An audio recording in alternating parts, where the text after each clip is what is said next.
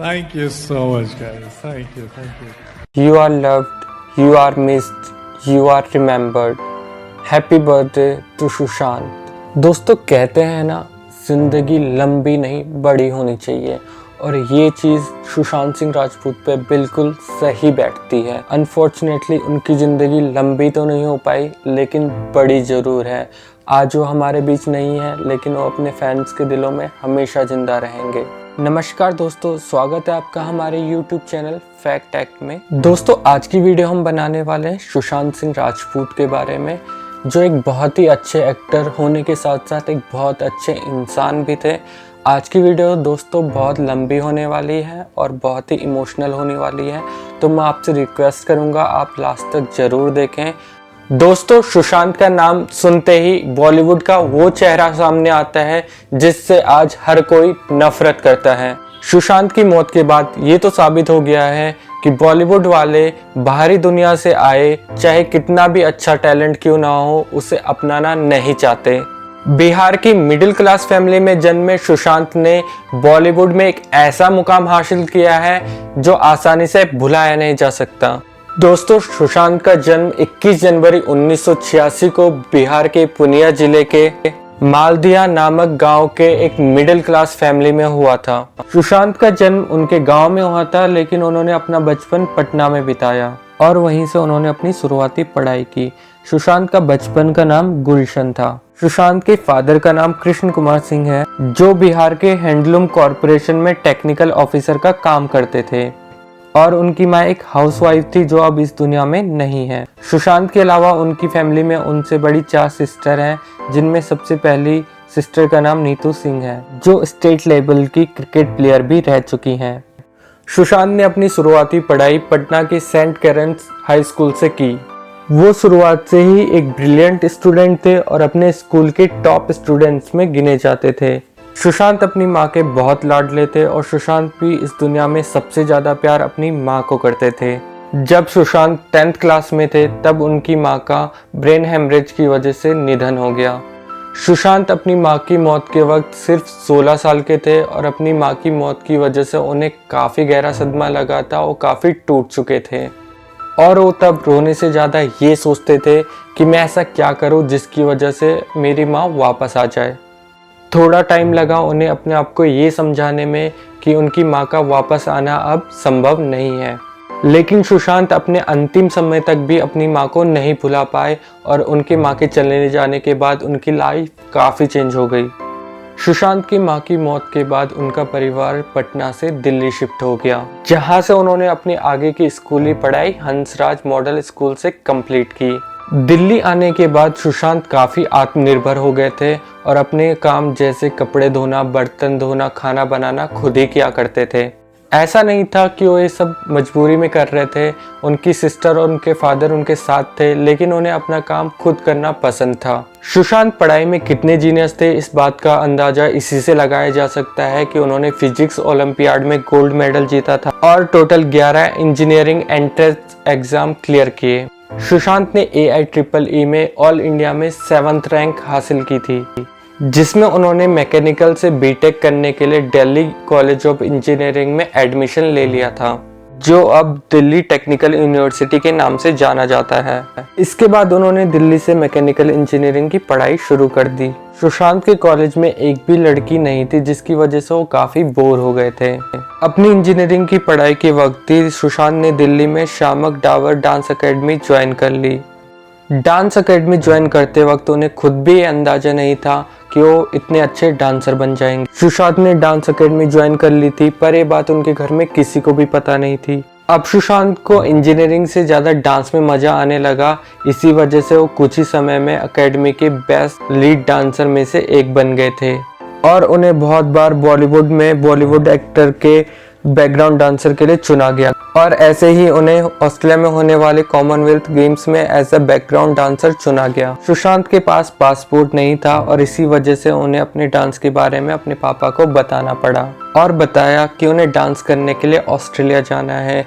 सुशांत का डांस के लिए पैशन देखते हुए उनके पापा ने उनकी बात मानी और दोनों ने भागदौड़ करते हुए पासपोर्ट बनवा ही लिया। सुशांत ने 2006 में ऑस्ट्रेलिया में हुई कॉमनवेल्थ गेम्स में ऐश्वर्या राय के साथ as a background dancer dance किया था। डांस क्लास के साथ ही सुशांत का अब एक्टिंग की तरफ भी इंटरेस्ट बढ़ने लगा और उन्होंने थिएटर ज्वाइन कर लिया और अपनी एक्टिंग सुधारने के लिए उन्होंने एक्टिंग क्लास भी ज्वाइन कर ली। एक थिएटर प्ले के दौरान बालाजी टेलीफिल्म्स में काम करने वाले एक कास्टिंग मेंबर की नज़र सुशांत पे पड़ी और उन्हें सुशांत की एक्टिंग और पर्सनैलिटी दोनों पसंद आ गई। इसीलिए उन्होंने सीरियल किस देश में है मेरा दिल में सुशांत को एक सपोर्टिंग रोल करने का ऑफर दिया। सुशांत वो रोल करने के लिए तैयार हो गए, लेकिन उनकी अभी इंजीनियरिंग पूरी नहीं हुई थी। उनका बीटेक होने में अभी 2 सेमेस्टर बाकी थे। उस टाइम सुशांत ने डिसाइड करा कि अब आगे की पढ़ाई नहीं करेंगे और जिस सीरियल का उन्हें ऑफर आया था वो उसी में काम करेंगे। सुशांत बीटेक को बिना कंप्लीट किए एक्टिंग में अपना करियर बनाने के लिए मुंबई आ गए। जब सुशांत मुंबई पहुंचे तो उन्हें बताया गया कि इस सीरियल की शूटिंग कुछ महीने के लिए आगे बढ़ा दी गई है। अब सुशांत के पास मुंबई में कोई भी काम नहीं था, लेकिन मुंबई में रहने और सरवाइव करने के लिए कुछ ना कुछ काम करना जरूरी है। इसलिए सुशांत ने ट्यूशन पढ़ाना शुरू कर दिया, जहां से उनकी अच्छी इनकम हो जाती थी।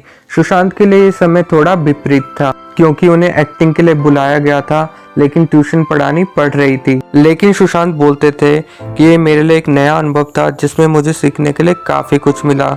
कुछ दिनों बाद किस देश में मेरा दिल की शूटिंग शुरू हो गई। इस शो में उनका साइड रोल जरूर था, लेकिन उनकी एक्टिंग ज़बरदस्त रही। इसी वजह से एकता कपूर ने अपने नए सीरियल पवित्र रिश्ता में उन्हें as a lead character sign कर लिया। पवित्र रिश्ता सीरियल काफ़ी हिट रहा और यहाँ से सुशांत को एक नई पहचान मिल गई। शो में सुशांत ने मानव देशमुख नाम का एक कैरेक्टर प्ले करा था और उन दिनों पवित्र रिश्ता नंबर 1 शो बन गया था।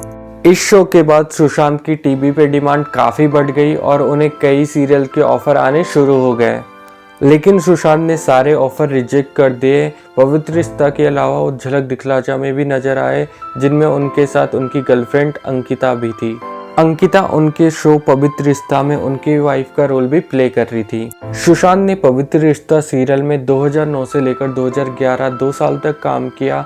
यहाँ पे काम करते हुए सुशांत को लग रहा था उन्हें टीवी में काफ़ी पॉपुलैरिटी तो हासिल हो रही है, लेकिन वो आगे नहीं बढ़ पा रहे।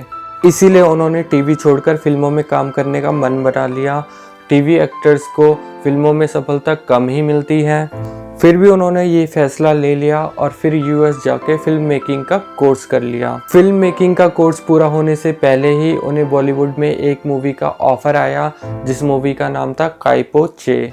सुशांत को स्क्रिप्ट बहुत पसंद आई, इसलिए उन्होंने कोर्स पूरा होने का इंतजार नहीं किया और उससे पहले ही मुंबई आ गए। जैसा कि सुशांत को लगा था, ये मूवी बहुत बड़ी सुपरहिट रही। इस फिल्म में 3 लीड एक्टर थे, लेकिन फिर भी सबसे ज़्यादा पहचान सुशांत के काम को ही मिली। काइपोचे में अच्छी एक्टिंग करने का तोहफा सुशांत को मिला। उन्हें यशराज बैनर जैसे बड़े बैनर की मूवी शुद्ध देसी रोमांस में काम करने का मौका मिल गया। सुशांत की दूसरी मूवी भी सुपरहिट रही। सुशांत की तीसरी मूवी साल 2014 में आई थी, जिसका नाम था पीके मूवी में सुशांत ने एक छोटा सा रोल प्ले किया था, जिसमें वो पाकिस्तानी लड़के का किरदार निभा रहे थे। पीके मूवी के डायरेक्टर राजकुमार हिरानी थे। सुशांत ने अपने इस छोटे से रोल के लिए 1 रुपया भी नहीं लिया था। उनके लिए तो बस यही बड़ी बात थी कि वो राजकुमारी हिरानी जैसे डायरेक्टर के साथ काम कर रहे थे। सुशांत की चौथी मूवी डिटेक्टिव ब्योमकेश बख्शी भी हिट रही थी। ये मूवी करने के लिए सुशांत ने बहुत मेहनत की थी। उनकी मेहनत मूवी में साफ देखी जा सकती है। सुशांत की करियर की सबसे बड़ी मूवी और सबसे स्पेशल मूवी साल 2016 में आई थी। इस मूवी का नाम था MS Dhoni the untold story. इस मूवी के बाद सुशांत की फैन फॉलोइंग काफ़ी बढ़ गई थी। उन्होंने ये मूवी करने के लिए 19 महीने की कड़ी मेहनत की थी। उन्होंने ना सिर्फ धोनी की तरह बैटिंग करना सीखा, बल्कि धोनी की हर छोटी बड़ी चीज़ कॉपी कर ली थी, जिसका नतीजा ये निकला कि दर्शक भूल गए कि वो थिएटर में धोनी को नहीं सुशांत को देख रहे हैं, जिसकी वजह से मूवी ने बॉक्स ऑफिस पे बहुत अच्छी कमाई की और मूवी सुपरहिट रही। साल 2017 में सुशांत की मूवी राब्ता रिलीज हुई थी। राब्ता ने बॉक्स ऑफिस पे एवरेज कलेक्शन किया था, लेकिन लोगों के रिव्यू बहुत अच्छे मिले थे। ये मूवी सुशांत के दिल के करीब इसलिए भी है क्योंकि ये मूवी सुशांत के फादर को सबसे ज़्यादा पसंद आई थी। सुशांत के फादर को एक्शन मूवीज़ ज़्यादा पसंद आती हैं, इसलिए उन्हें ये मूवी ज़्यादा पसंद आई थी। साल 2018 में सुशांत ने एक और सुपरहिट मूवी दी जिसका नाम था केदारनाथ। केदारनाथ मूवी में सुशांत लोगों को अपनी पीठ पे बिठाकर दर्शन कराने के लिए ले जाते थे। किसी को पीठ पे बिठाकर चलना भी कितना मुश्किल होता है, लेकिन सुशांत लोगों को पीठ पे बिठाकर ऊंचाई चढ़ा करते थे। सुशांत ने ये सारे सीन खुद ही किए थे, जिनमें कई बार काफ़ी टेक भी ले गए थे।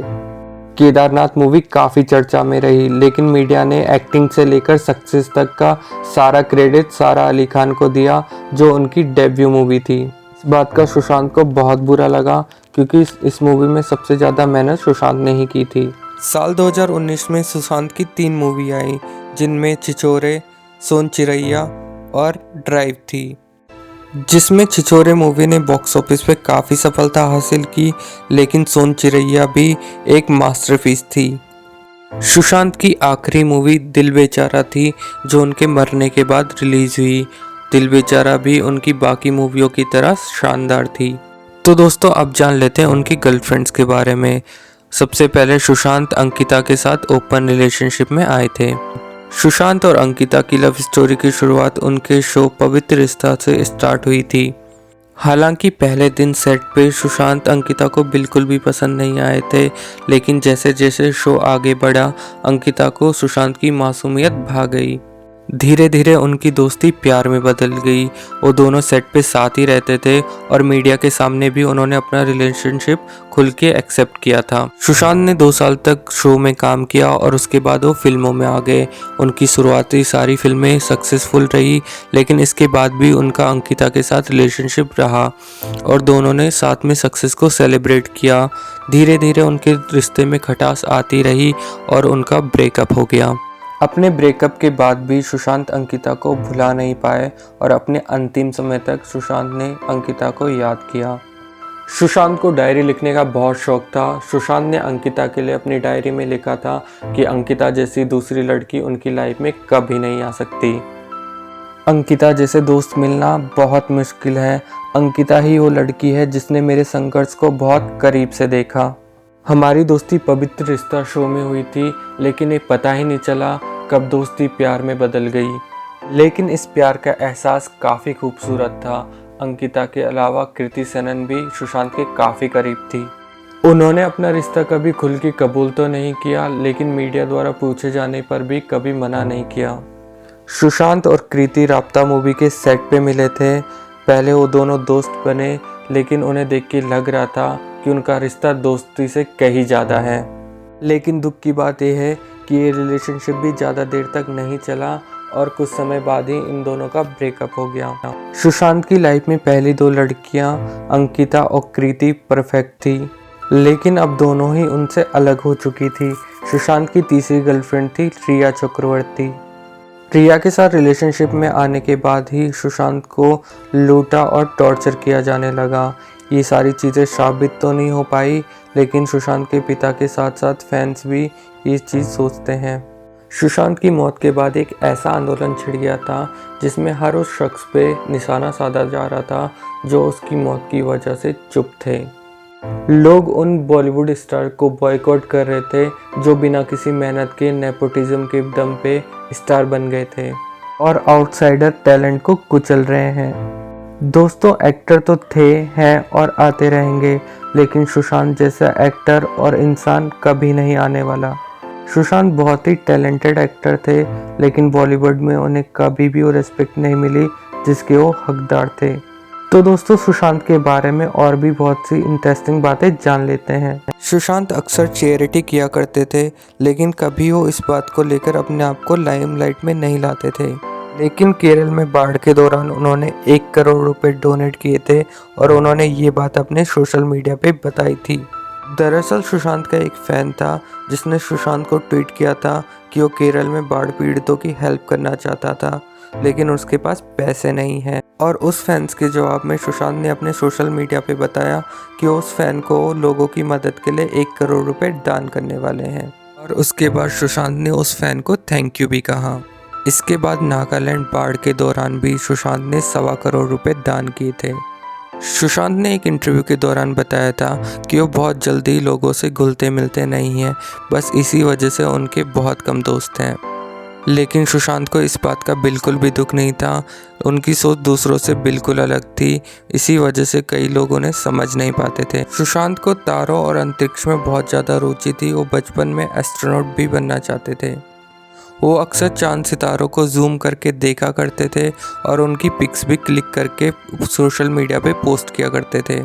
सुशांत चंदा मामा दूर के नाम की एक मूवी भी बनाने वाले थे और इसीलिए वो साल 2018 में रिसर्च के लिए नासा भी गए थे। सुशांत अपने फैंस को पूरी रिस्पेक्ट दिया करते थे और कई बार वो गरीब बेसहारा बच्चों के साथ भी नजर आया करते थे। सुशांत पैसे को इतना महत्व नहीं देते थे। उन्होंने एक इंटरव्यू में बताया, हाँ जीने के लिए पैसा ज़रूरी है, लेकिन इंसान को सिर्फ पैसे के लिए ही नहीं जीना चाहिए। पैसे से आप महंगी चीज़ें तो ज़रूर खरीद सकते हैं, लेकिन हैप्पीनेस कभी नहीं खरीद सकते। सुशांत ने एक्टर बनने के बाद 2 महीने की ट्रेनिंग ली थी प्लेन उड़ाने की और वो प्लेन उड़ाना सीख भी गए थे। सुशांत जब बहुत छोटे थे तो पायलट भी बनना चाहते थे। सुशांत की लाइफ की सबसे बड़ी दोस्त थी उनकी बुक्स।